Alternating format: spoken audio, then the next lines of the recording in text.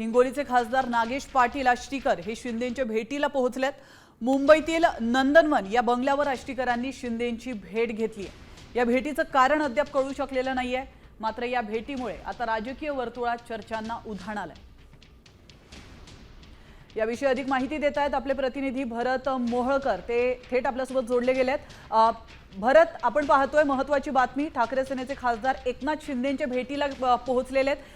नेमकं या भेटीमागचं कारण काय?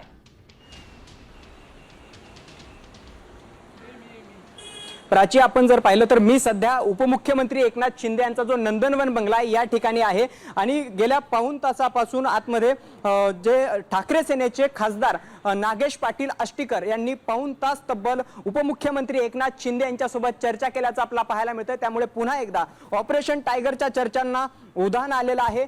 असं म्हटलं जात होतं की ठाकरे सेनेचे 6 खासदार फुटणार आहेत आणि ते उपमुख्यमंत्री एकनाथ शिंदे यांच्या नेतृत्वात शिवसेनेमध्ये प्रवेश करणार असल्याची जी चर्चा होती, या चर्चा सगळ्या सुरू असतानाच नागेश पाटील आष्टीकर जे आहेत, जे ठाकरे सेनेचे खासदार आहेत, हिंगोलीचे खासदार, ते उपमुख्यमंत्री शिंदे यांच्या भेटीसाठी दाखल झाले होते आणि या भेटीनंतर तब्बल पाऊण तास चर्चा केली आणि या चर्चेनंतर ते बाहेर पडल्याचं आपल्याला पाहायला मिळालं। मात्र सगळ्यात महत्त्वाची गोष्ट म्हणजे त्यांनी या भेटी संदर्भात जी काही मतदारसंघामधील जे काही काम आहेत ते ऑफ रेकॉर्ड जरी माहिती दिली असली तरी सुद्धा ऑपरेशन टायगरच्या जी चर्चा सुरू आहे त्यामध्ये एक महत्त्वाची गोष्ट म्हणजे नागेश पाटील आष्टीकर यांनी उपमुख्यमंत्री एकनाथ शिंदे यांची भेट घेणं।